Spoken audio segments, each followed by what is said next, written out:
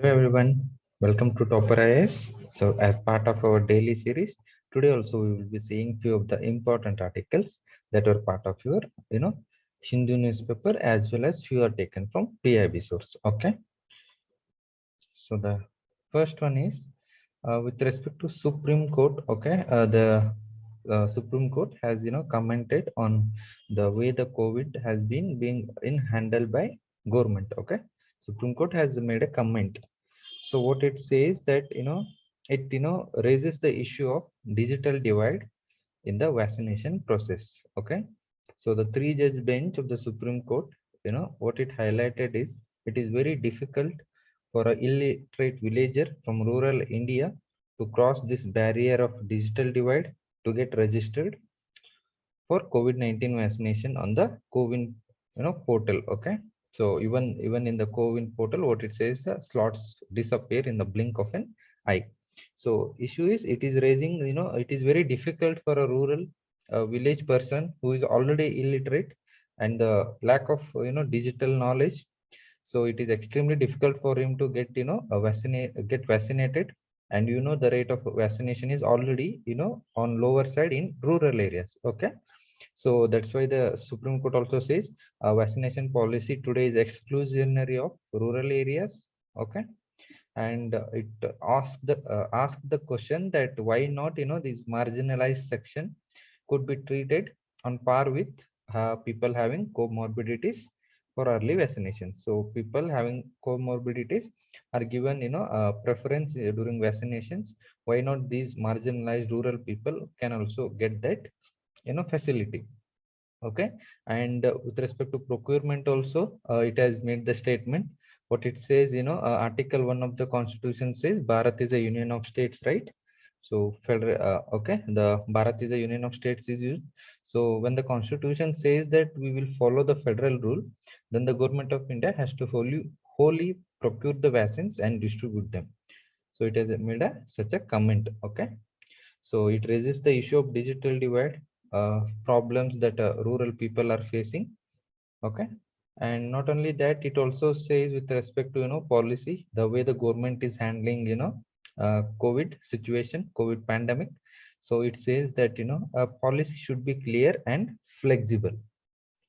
Okay, so why this? Because is bench tells that government that the pandemic cannot be fought in an ad hoc manner. Okay, because this statement was made by the government. Sorry, this statement was made by three-judge special bench that was hearing suo motu case covering the various fronts of the government's COVID-19 management. So suo motu, you mean a Supreme Court, not any third party has filed the petition or filed went to a court. Rather, Supreme Court itself has taken on its own, to various questions related to COVID-19 management of the government. Okay, so it has raised number of questions like government questions related to government's dual vaccine pricing policy between the center and states, and vaccination coverage in rural India. That issue it has raised, and how it also said how it is almost impossible to get vaccination slots on COVID. Okay, and it was also raised the issue that how dead people are being thrown into the rivers or buried in shallow graves. Okay, so these are the few issues. This shows that lack of management, poor management during the times of COVID pandemic, and Supreme Court has commented on such a ad hoc manner. Management will not be helpful. Okay, so and again it also made it clear that that we are not going to run the central government or make policy. Okay, this is a platform for dialogue across the spectrum. Idea is not to criticize but strengthen the arms of the government. See why this statement? Because whenever Supreme Court comments on the policy making and all, there is a issue raised that Supreme Court is overreaching its sphere. See, judiciary has to make comment on the laws whether it is constitutional or unconstitutional, and law making is a sphere of legislatures. Policy making is a sphere of legislatures. So when a Supreme Court intervenes, it is referred as criticized as judicial activism and judicial overreach. So that's why court has clarified that we are not here to make any policy, rather we are just having a dialogue so that you can strengthen the various arms of the government. Okay, that was what Supreme Court was trying to say. Then we have next article with respect to China and China's recent decision to go ahead with uh, third child policy. Third child policy. See, China had a one child policy in 1980s. Okay, since then, one child policy, a rapidly expanding population during 1980s. So to control such a population, what was made, it was made compulsory that parents can have only one child. Can have only one child. Okay. So this was the case. Okay, so this almost continued up to 2015. Then what happened, recently there was a reports population data which pointed out that newborn babies are very very less in China. So moment the newborn child are less, obviously it is it shows that population is aging. So more number of people in adult section and with a higher age. Okay, so what China did in 2015, it came out with two child policy. Okay, this was also not that successful. Then now it is going for three child policy. Okay, family planning. This is a Chinese family planning is an extreme case of family planning. Okay, because naturally, normally it is contraceptives which are prescribed for controlling the population and all. But here government is putting the restriction to have number of children itself. Okay, so as births decline, China allows couples to have third child. So decision comes after two child policy largely failed to boost birth rates, as I said in 2015. And China will, for the first time, allow couples to have a third child. A further relaxation in family planning rules 5 years after a two child policy failed. Okay, and some few facts like China's census painted an alarming picture of declining births, and National Bureau of Statistics said that 12 million babies were born last year, the lowest number since 1961. So these are the pictures, and now there is a focus on major policy measures to actively address the aging of population. So less number of babies and more number of people in the higher age, so that we refer to aging of population. And it is said that aging crisis might be the biggest challenge that the Chinese nation faces in the next century. So that's why it has to come out with the policies. So they have come out with allowing couples to have third child. Okay. Then one with respect to horticulture cluster development program. So horticulture with respect to gardening crops like fruits, vegetables and all cultivation. So Ministry of Agriculture and Farmer Welfares, within that we have a National Horticulture Board. So this will be the implementing agency of horticulture cluster development program. So there are around 53 clusters which have been selected for the program, a cluster particular areas. Okay, 53 clusters are selected, and right now in a first phase, a pilot phase, this program will be implemented in 12 horticulture clusters. Okay, a new horticulture cluster development program in a pilot phase will be implemented in 12 horticulture clusters out of the 53 selected ones, and it is a central sector scheme implemented by NHB, National Horticulture Board, which is under Ministry of Agriculture and Farmers Welfare. So what does it aim to do? It aims at growing and developing identified horticulture clusters. Okay, growing and developing such clusters and make them globally competitive, so that we the goods become competitive and room gives us a room for greater exports. Okay, and address all major issues related to horticulture sector, like issues related during the times of pre-production, production and post-harvest management, logistic issues and all.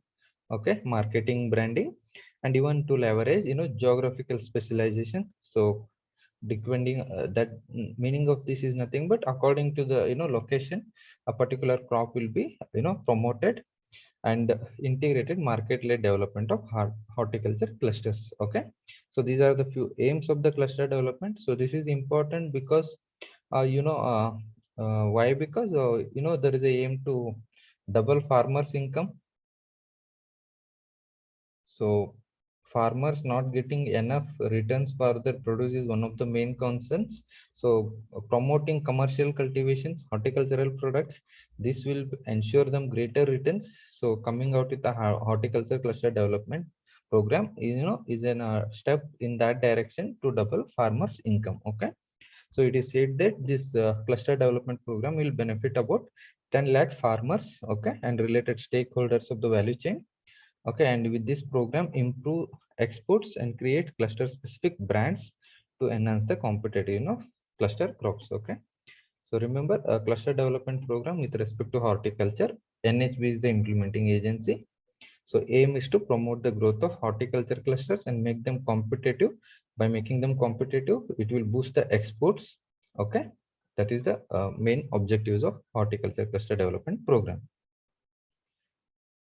And next we have a second positive indigenization list. Okay, see, positive indigenization list is a list which is notified by Ministry of Defense. Okay, notified by Ministry of Defense under Defense Acquisition Procedure 2020. See, actually this positive indigenization list consists of certain items related to defense, and these items should be procured from the domestic manufacturing units. Okay, so why do we want to? Because see, India is a major spender on military budget. Okay, after US and China, India is the largest military spender. Okay, so large amount of these military requirements are met through imports. Okay, but when we are talking about the concept of when you are talking about the concept of Atmanirbhar Bharat, that is self-reliant India, so we should take care that most of the military from the security prism, they are procured from the within the country. Okay, so that's why positive indigenization list was first notified in 2020, a first positive indigenization list of 101 items. So when these items are listed, that of what happens is those items will be procured from indigenous sources. Okay, so what is the significance of that? This will give boost to indigenization with the active participation of public and private sector for fulfilling twin objectives. That is, one self-reliance and one is promoting defense exports. These are the objectives: promoting self-reliance and promoting as well as defense exports. Okay, and it will also main thing is it will be encouraging defense manufacturing in the country. Okay, so right now, so earlier last year there was a first positive indigenization list. Now they have come out with second list. Okay, containing 108 items. So remember the terms also. So they might ask you positive indigenization list seen in news is related to. So such kind of questions are possible. One-liner questions are possible. Remember that. And there is something called ambi tag. MB tag is nothing but temperature data logger, that is recorder. So what it does, it records in real time ambient temperature during the transportation of perishable products, vaccines, and even body organs and blood. So it is a recorder of temperature whenever the perishable products, vaccines are transported from one place to other place. Okay, and what this does, it helps us to know whether particular item transported in the world is still usable or perished because of the temperature variation. So that helps us to know, and such information is particularly critical for vaccines including COVID-19 vaccines, organs and blood transportation. Okay, so temperature data logger has been developed. This has been developed by IIT Ropar, Punjab. Okay, IoT device, Internet of Things. Okay, so far what is happening is such kind of devices are imported in India in a massive quantity from countries such as Singapore, Hong Kong, Ireland, and China. So by developing within India, this will also promote a step forward towards Atmanirbhar Bharat, that is self-reliant India. Okay. Then that's it for today. So you can also download the PDF of this document from the link that is given below, and also you can download it from the Topper IAS Institute app. Okay. Thanks for listening. Have a good day.